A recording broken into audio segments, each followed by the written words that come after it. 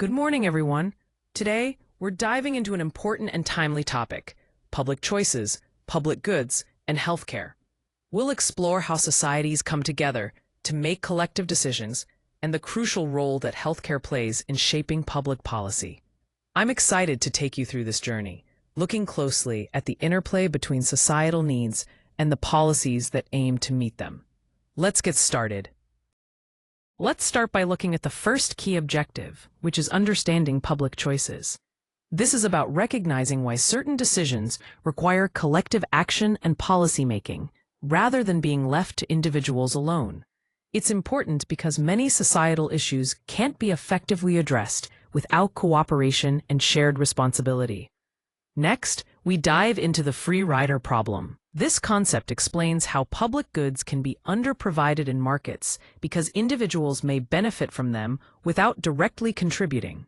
Understanding this helps us see why some goods and services don't get enough support through private markets alone. Finally, we explore the government's role in healthcare markets. Governments often step in to regulate and provide healthcare because markets alone may fail to deliver equitable and efficient outcomes. Here we're looking at what defines a public choice. First, let's consider collective decision-making. Public choices aren't made by individuals acting alone in markets. Instead, they're decided collectively through government. This collective approach enables groups to handle issues that impact many people at once, ensuring that everyone's interests are considered. Now, moving on to addressing complex problems. Public choices come into play when dealing with challenges that are tough to solve privately, like those involving external benefits or shared risks. They also help coordinate actions among multiple people, which is essential for managing these complicated issues effectively. The image shows a courtroom scene, emphasizing the formal and collective nature of these decision-making processes. Here we have the concept of the political marketplace, where different actors play crucial roles in shaping policy outcomes. Starting with voters, their choices at the ballot box significantly influence public policy. They tend to support candidates and issues that align with their interests, responding to various incentives that guide their preferences. Moving to elected officials, these individuals must negotiate and bargain to secure the necessary support for their initiatives. Their decisions are often influenced not just by economic ideals, but also by political incentives and the need to balance competing demands. Bureaucrats come next. They implement policies and bring valuable expertise to the table. Their actions go beyond simply following the agendas set by elected officials, as they are also driven by institutional incentives that can shape policy outcomes. Lastly, interest groups actively compete to influence policy through advocacy and lobbying efforts. Their bargaining power plays a significant role in decision-making processes and ultimately affects the final shape of policies. The image of the Australian Parliament House here underscores the complexity and institutional context where all these interactions take place. Here we explore some key concepts related to voter behavior and collective action. First, let's talk about rational ignorance. Many voters decide not to fully inform themselves because the effort and cost to gather information exceed the potential benefit of one vote, which often feels insignificant on its own. Next, we have the idea of concentrated benefits versus diffuse costs. Small groups tend to gain significant advantages from political decisions, while the costs of these decisions are spread thinly across a much larger population. This imbalance makes it tough to motivate widespread collective action. Finally, the effectiveness of small groups is crucial. They can organize more efficiently, mobilize resources, and influence political decisions more effectively than large, scattered populations. This dynamic shapes much of the political landscape we see today. Let's take a closer look at what defines a public good.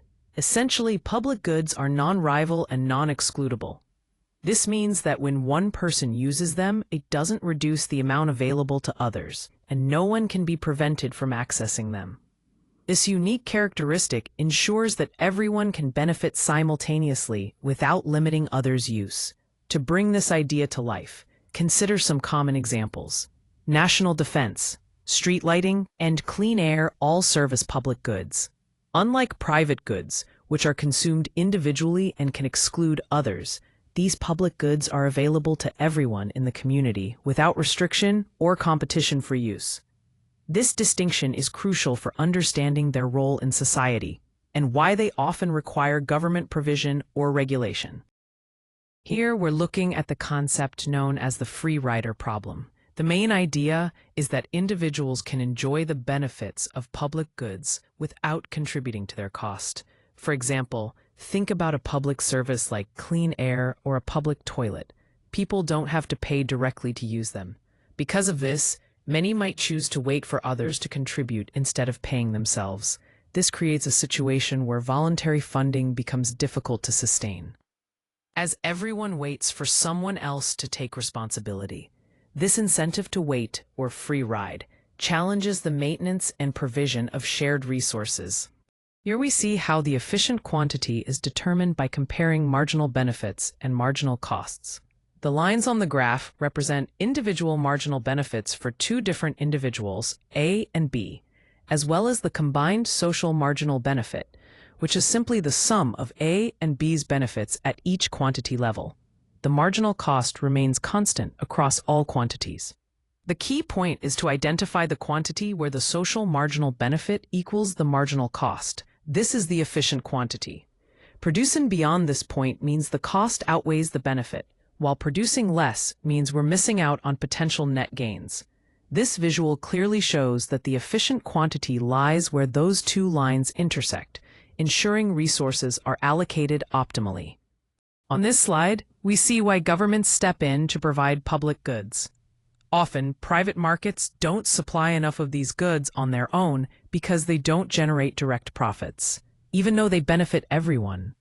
That's where governments come in, using taxation and legal authority to fund and make sure these services are widely available. This might include things like roads, public safety, or clean air, which are essential for society but can't be left entirely to the market. Additionally, governments play a key role in coordinating spending to keep infrastructure and public works running smoothly and efficiently, ensuring long-term benefits for all citizens. The image here of a busy construction site reminds us of the physical investments necessary to support these public goods. What sets healthcare apart is the inherent uncertainty and urgency involved in delivering care. First, there's uncertain demand. Patients typically seek medical attention based on sudden or changing health conditions, which makes it challenging to predict and plan resources effectively. Next, we have significant information gaps. Many patients don't have complete knowledge about their treatment options or the likely outcomes, which limits their ability to make truly informed decisions. Finally, treatment decisions in healthcare are often urgent and complex. This urgency demands quick expert intervention and underscores the importance of government support to ensure timely and effective care. Together, these factors highlight why healthcare requires a distinctive approach compared to other sectors. Here, we're looking at how healthcare markets function by understanding the roles of the key players involved. First, we have the patients, who receive medical care but usually don't pay directly. Instead, they rely on insurance coverage to handle the costs. Next, the providers are the ones delivering these health services. They get paid by insurers, patients, and government programs for the care they provide. Moving on to insurers, they manage coverage and payments, which greatly affects both the accessibility and affordability of care for patients. Finally, employers and government agencies play a critical role by funding insurance and healthcare programs, making sure coverage and payments flow smoothly throughout the system. Together, these elements create a complex but essential framework that keeps healthcare accessible and funded. When we look at market failures in healthcare, several economic problems stand out. Issues like adverse selection, where there's an imbalance in information between buyers and sellers, and moral hazard, where people might overuse services because they're insured, create significant inefficiencies. Additionally, price opacity makes it hard for patients to make informed decisions, and unequal access leads to disparities in healthcare availability. To tackle these challenges, policy tools such as regulations on insurance, subsidies, public coverage, and preventive care have been developed. These measures aim to address the economic problems directly, helping to create a more efficient and equitable healthcare system overall. The surgical team you see here reminds us of the complex environment where these policies have real, tangible impacts on patient care. Thank you all for your attention today. To recap, the decisions made in public policy are often driven by political incentives, which shape the outcomes we see. Public goods present unique challenges, especially when it comes to free riders who benefit without contributing. And when it comes to healthcare, strong public involvement is critical to managing risks, bridging information gaps, and ensuring access for everyone. I'm happy to answer any questions you might have.